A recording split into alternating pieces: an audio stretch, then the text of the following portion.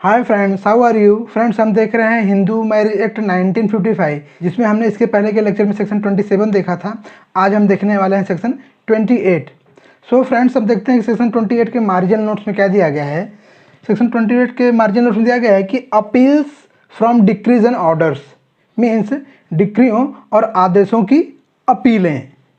इसका मतलब ये है कि हिंदू मैरिज एक्ट 1955 के अधीन पास की हुई डिक्रियां या फिर पास किए हुए जो आदेश होंगे, जो ऑर्डर होंगे, उनकी अपील। सो फ्रेंड, सेक्शन 28 में 4 सबसेक्शन दिए गए हैं। तो हम देखते हैं सेक्शन 28 के सबसेक्शन 1 में क्या दिया गया है कि all the decrees made by the court in any proceeding under this act shall subject to the provision of subsection 3 be appealable as decree of the court made in the exercise of its original civil jurisdiction, and every such appeal shall lie to which appeal ordinarily lie from the decision of the court given in the exercise of its original civil jurisdiction. So friends, इस section में एक word है original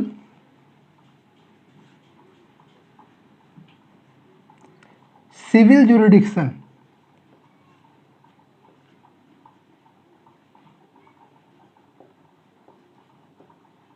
original civil jurisdiction means आरंभिक civil अधिकारिता। आरंभिक civil अधिकारिता तो किसी भी कोर्ट का किसी सिविल मैटर को शुरुआत से सुनने का जो अधिकार है, उसी को उस कोर्ट का ओरिजिनल सिविल जुरिडिक्शन बोलते हैं। ठीक है, तो कोई भी सिविल मैटर किस कोर्ट में दाखिल किया जाएगा, ऐसा कायदे में लिखा रहता है। जैसे हिंदू मैरिज एक्ट 1955 में लिखा गया है कि इस एक्ट की सभी प्रोसीडिंग जो है वो डिस्ट्रिक्ट कोर्ट में दाखिल की जाएंगी, मीन्स जिला न्यायालय में दाखिल की जाएंगी। तो हिंदू मैरिज एक्ट 1955 के अंदर दाखिल किए हुए सभी प्रोसीडिंग को इंटरटेन करने का जो डिस्ट्रिक्ट कोर्ट का अधिकार है, उसी को डिस्ट्रिक्ट कोर्ट का ओरिजिनल सिविल जुरिडिक्शन बोलेंगे। ठीक है। सो फ्रेंड्स, अब हम आगे बढ़ते हैं और देखते हैं सबसेक्शन 1 में क्या दिया गया है। तो सबसेक्शन 1 में यह दिया गया है कि इस एक्ट के अधीन किसी भी कार्यवाही में कोर्ट के द्वारा दी गई सभी डिक्रियाँ सबसेक्शन 3 के प्रोविजन के अधीन रहते हुए उसी तरह अपीलनीय होंगी, मीन्स उसी तरह अपीलेबल होंगी जैसे कोर्ट द्वारा अपने ओरिजिनल सिविल जुरिडिक्शन के प्रयोग में दी गई डिक्री अपीलेबल होती है। और ऐसी हर अपील उस कोर्ट में होगी जिसमें उस कोर्ट द्वारा अपनी ओरिजिनल सिविल जुरिडिक्शन के प्रयोग में किए गए डिसीजन की अपीलें सामान्यतः होती हैं। सो फ्रेंड, हम देखते हैं सबसेक्शन 2 में क्या दिया गया है कि orders made by the court in any proceeding under this act under section 25 or section 26 shall subject to the provision of subsection 3 be appealable if they are not interim orders, and every such appeal shall lie to the court to which appeals ordinarily lie from the decisions of the court given in exercise of its original civil jurisdiction।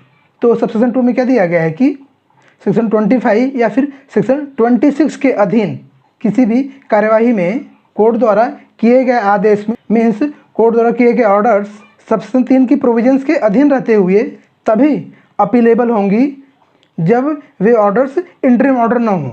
और ऐसी हर appeal उस court में होगी जिसमें उस court द्वारा उसकी original civil jurisdiction के प्रयोग में किए गए डिसीजन की अपील सामान्यतः होती है। फ्रेंड्स, अब हम सबसेक्शन 3 देखते हैं। उसमें क्या दिया गया है कि there shall be no appeal under this section on the subject of cost only, means केवल खर्चे के विषय में कोई अपील इस सेक्शन का अधीन नहीं होगी।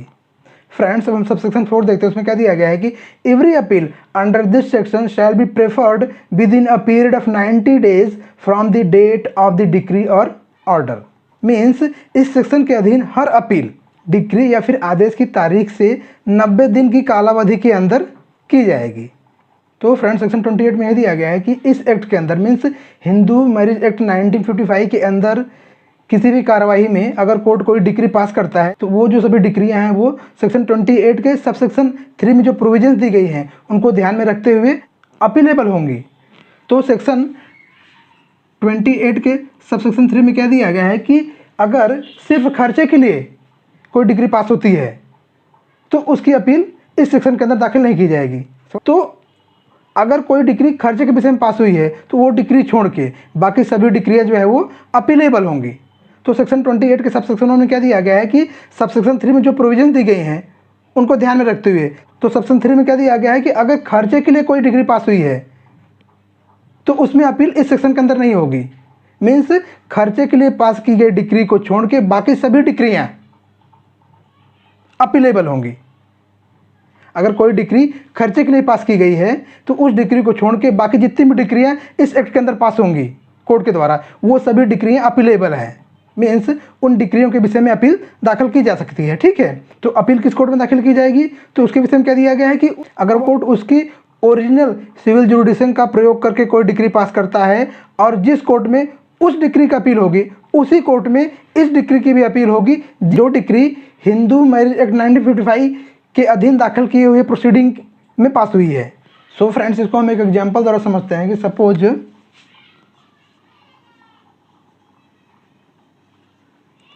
डिस्ट्रिक्ट कोर्ट ने किसी सिविल मैटर में कोई डिक्री पास की और उस डिक्री का अपील सुनने का अधिकार जो है वो सिर्फ हाई कोर्ट को है। ठीक है, किसको है,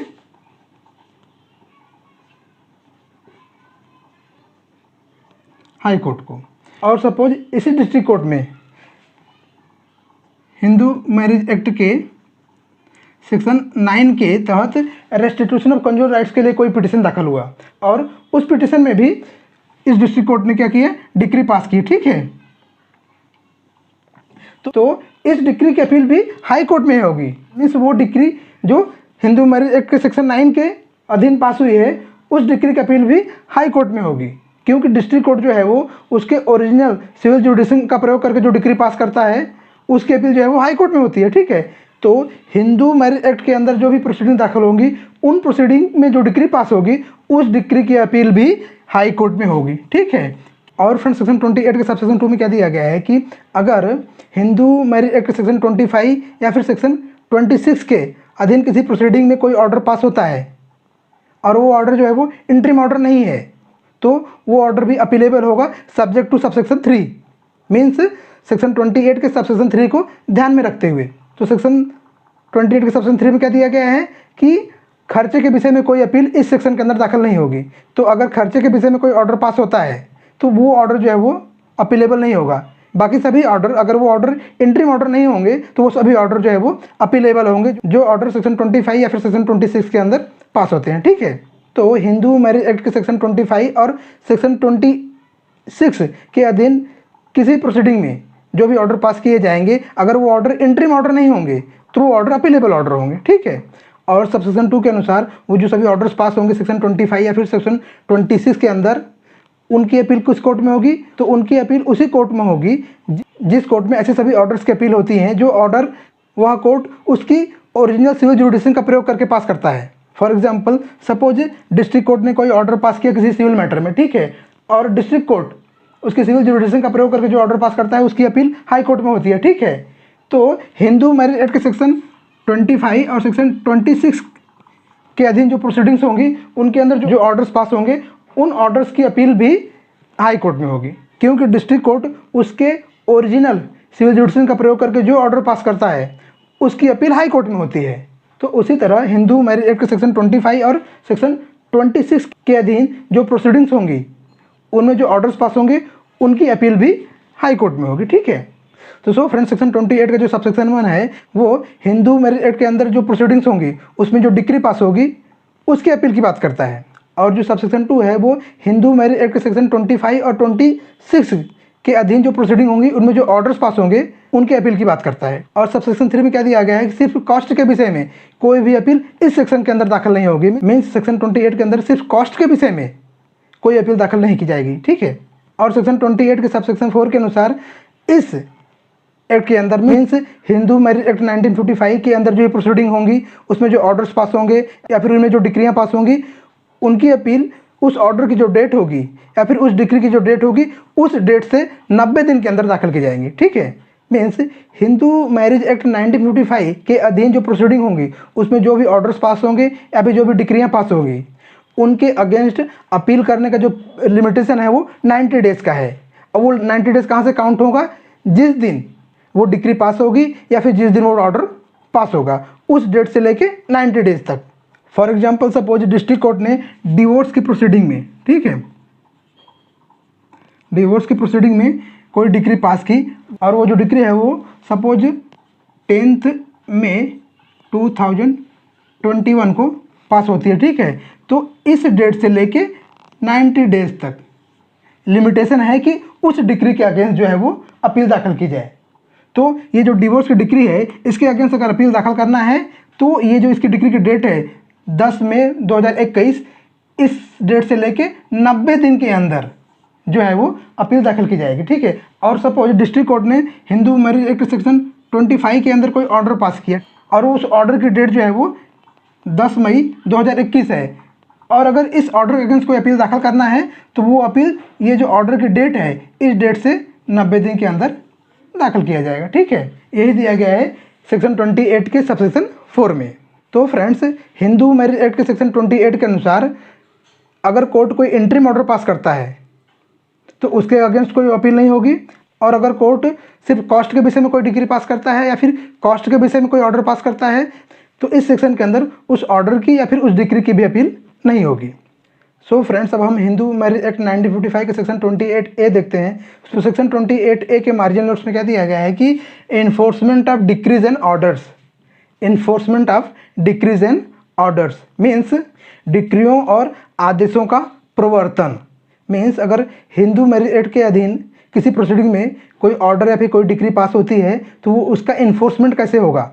सो फ्रेंड्स, अब हम देखते हैं सेक्शन 28 में क्या दिया गया है कि all decrease and orders made by the court in any proceeding under this act shall be enforced in the like manner as the decrees and orders of the court made in the exercise of its original civil jurisdiction for the time being in force। Means इस act के अधीन किसी भी कार्यवाही में court द्वारा दी गई सभी डिक्रियों और आदेशों का इन्फोर्समेंट उसी प्रकार किया जाएगा जिस प्रकार उस कोर्ट द्वारा उसकी ओरिजिनल सिविल जुरिडिक्शन के प्रयोग में दी गई डिक्रियों और आदेशों का इन्फोर्समेंट किया जाता है। मीन्स हिंदू मैरिज एक्ट 1955 के अधीन जो भी प्रोसीडिंग दाखिल होंगी उनमें जो भी ऑर्डर पास होंगे या फिर उनमें जो भी डिक्रियाँ पास होंगी उन डिक्रियों का या फिर उन ऑर्डर्स का इन्फोर्समेंट उसी तरह होगा जिस तरह उन ऑर्डर्स और डिक्रियों का इन्फोर्समेंट होता है। जो ऑर्डर्स और डिक्रियाँ उस कोर्ट द्वारा उसके ओरिजिनल सिविल जुडिक्शन का प्रयोग करके पास किए जाते हैं। फॉर एग्जाम्पल, सपोज ये जो डिस्ट्रिक्ट कोर्ट है,